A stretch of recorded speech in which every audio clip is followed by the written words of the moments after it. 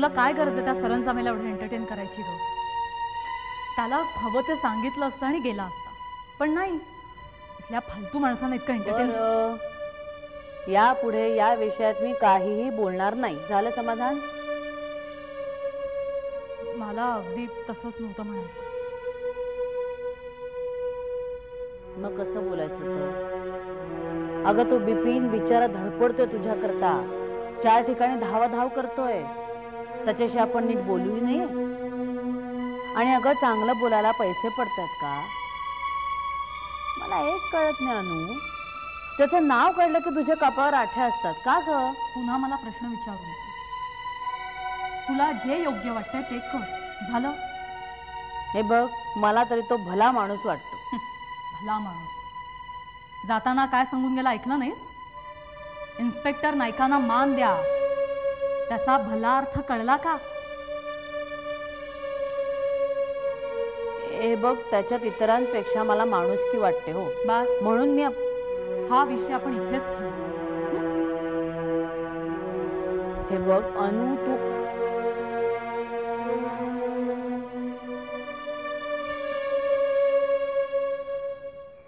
Madam, अहो तुम्ही मला फोन करून घरी बोलवलं असतं तर मी आपल्याला भेटायला घरी आलो असतो ना. तुम्ही इथे याचा कशाला त्रास घेतला तुगाच? काम माझं आहे, तेव्हा मी तुमच्या ऑफिसमध्ये येणं हे काही गैर नाही आहे. तरीही तुम्ही माझ्या घरी आला असतात हे ऐकून खूप बरं वाटलं. धन्यवाद. सांगा ना, मी काय करू आपल्यासाठी? फार काही नाही, माझ्या एका प्रश्नाचं फक्त उत्तर द्या. नाही म्हणजे आकांक्षा बँगलोरला गेल्यापासून सतत ती माझ्याशी बोलत असते, म्हणून म्हटलं एकदा जाऊन विचारूनच टाकावं. विचारा ना, काय विचारायचं होतं? नाही म्हणजे आकांक्षाची अशी तडकाफडकी अचानक बदली का गेली? नाही म्हणजे तिच्या हातून असा काय गुन्हा घडला?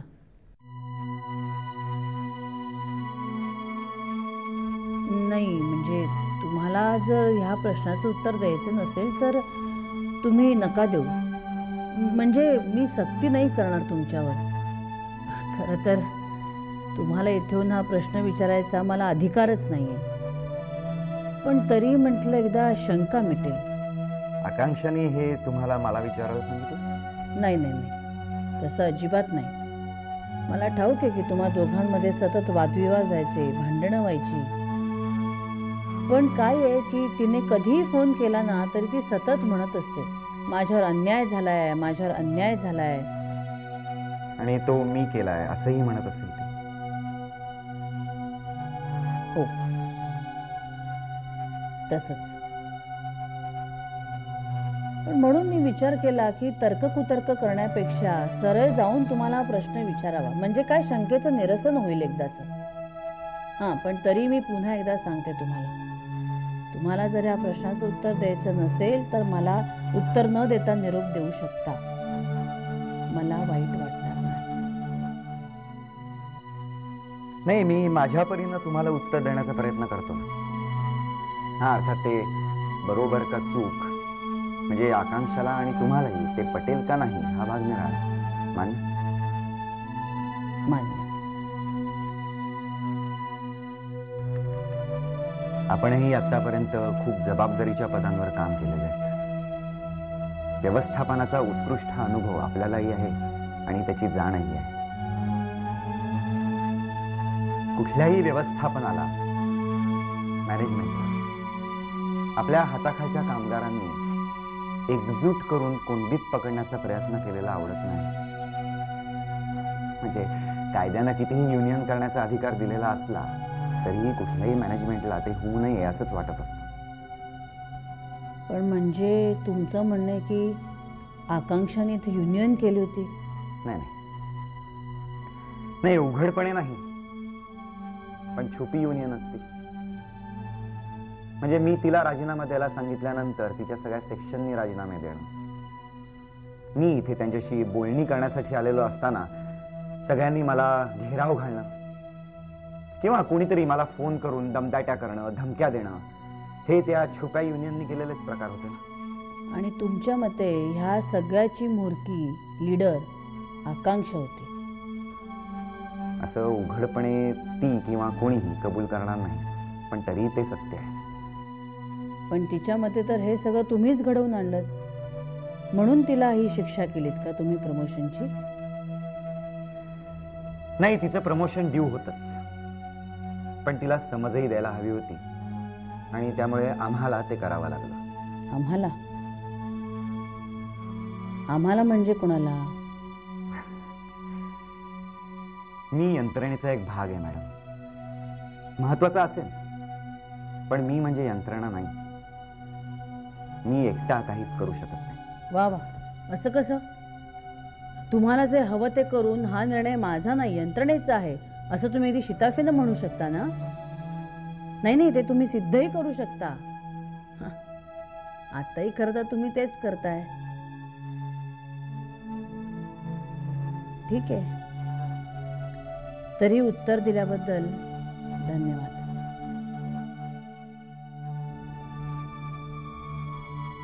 ही झाली तुमची बाजू. हा तुम्ही यंत्रणेने दिलेला न्याय आहे. पण खरं सांगू, आता आकांक्षाला वाटतं ना, तेच मलाही वाटतंय. हा अन्यायच झालेला आहे तिच्यावर.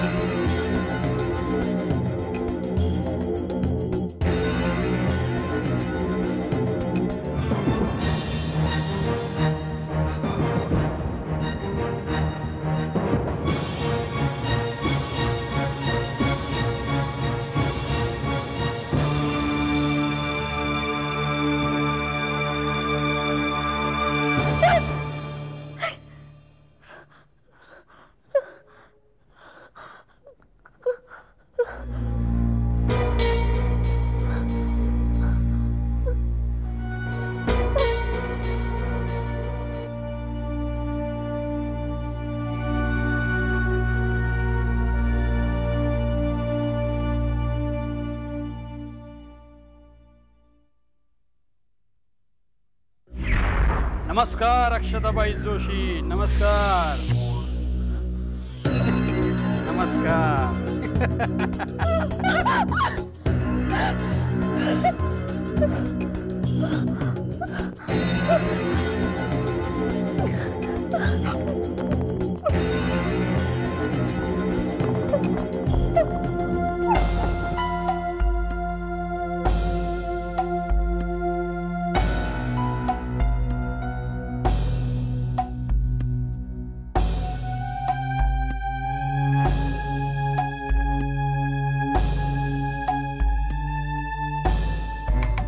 नमस्कार अक्षताबाई जोशी, नमस्कार.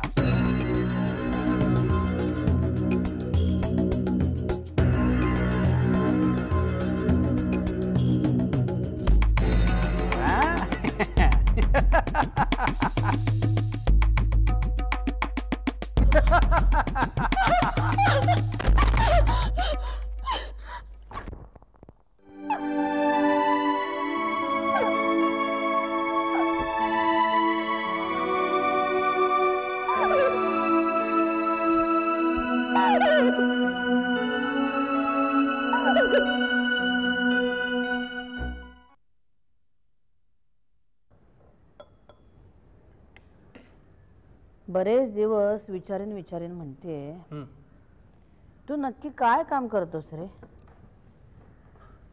म्हणजे महाजनांसाठी की एरवीच?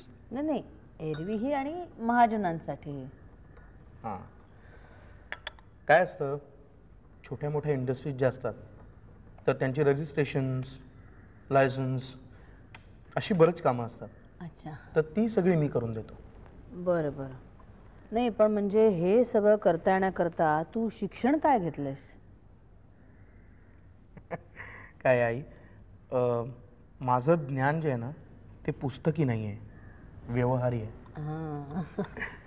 म्हणजे माझ्याकडे डिग्री म्हणाल तर ती ग्रॅज्युएशनचीच आहे, पण माझ्या कामामध्ये मी जवळजवळ PhD आहे.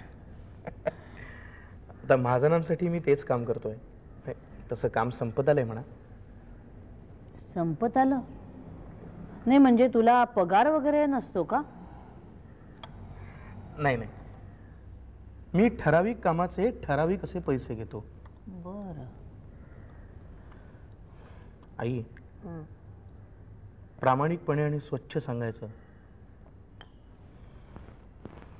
तर मी दलाली करतो आणि त्याचेच पैसे घेतो. पण बरे पैसे मिळतात का रे? तुम्ही अगदी माझी मुलाखत घेताय. म्हणजे एखाद्या नवऱ्या मुलाचं स्थळ असावं आणि त्याला जसे प्रश्न विचारावेत तसे. हो, मला बरे नाही, उत्तम पैसे मिळतात.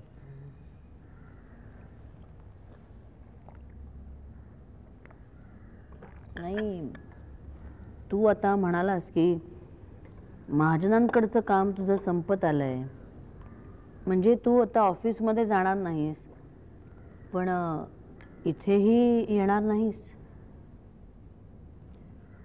असंच काही नाही. तुमची इच्छा असेल तर जरूर येत राहीन. तुम्ही म्हणाल ती मदत मी तुम्हाला हवी तेव्हा हवी तशी करेन. आणि त्याचे पैसे नाही घेणार.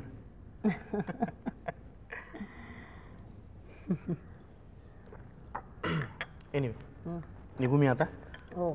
फक्त मॅडमना मगाशी मी जे सांगितलं ते आठवणीने सांगा. काय रे?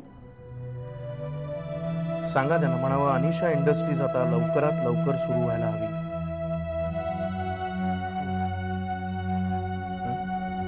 सांगेन. येतो.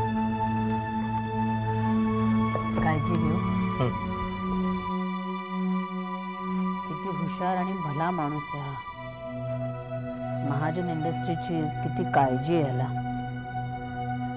अनु काय एवढी चिडचिड करते ह्याच्यावर काही कळत नाही. कठीण रे देवा.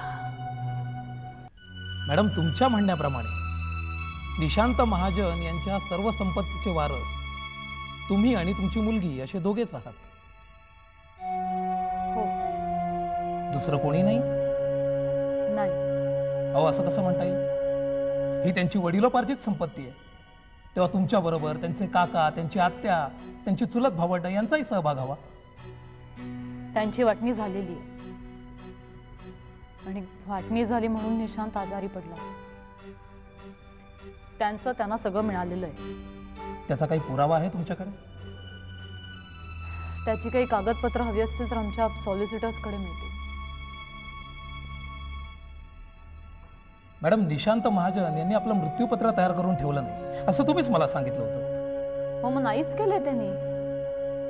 हा आता केलं असेल तर मला नाही माहिती. तेही आमच्या सॉलिसिटर्स कडूनच तुम्हाला कळेल. ठीक आहे, तशी रितसर चौकशी मी त्यांच्याकडे करेनच. येतो मी. एक मिनिट. गेले अर्धा तास तुम्ही मला अखंड प्रश्न विचारतात. मी एक विचारू? अनु, आई एक मिनिट.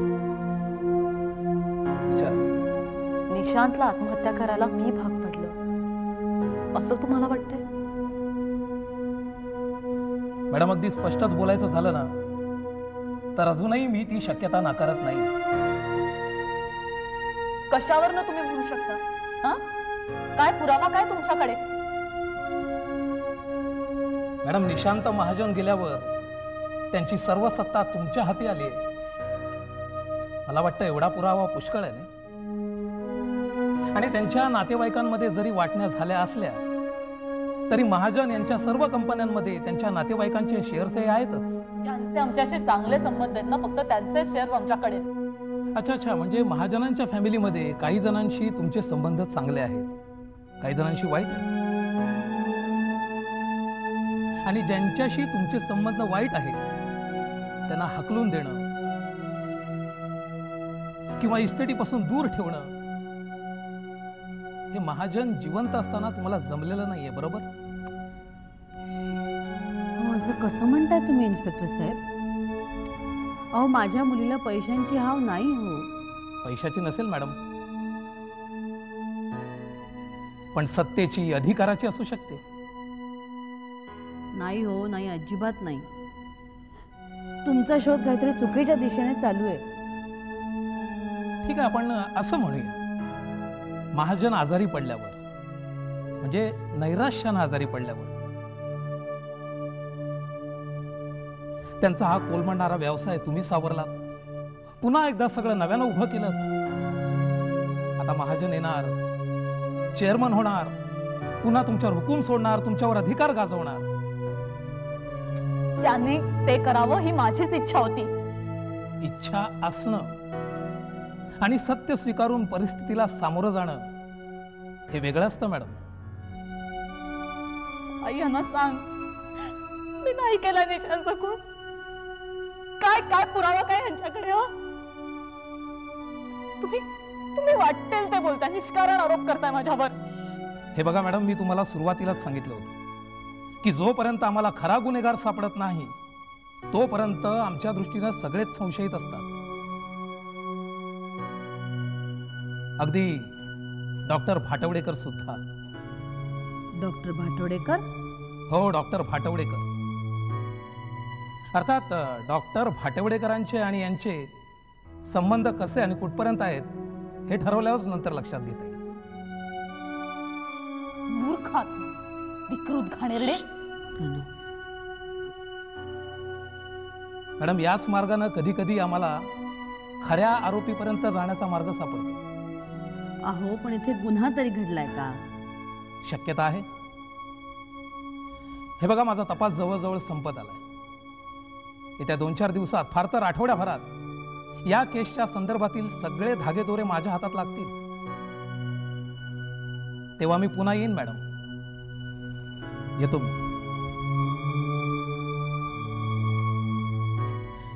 हे असं बोलून ह्यांना काय मिळतं कोणास ठाऊक. समाधान. मी माझ्या गुन्हेगारांना, आई मला वाटतं ना त्या माणसाला माझ्या तोंडून वदवून घ्यायचंय की मी निशांतला. अनु, शांत राहा. तू आता सुद्धा मला कसं सांगू शकते शांत राहा, नॉर्मल आयुष्य जग?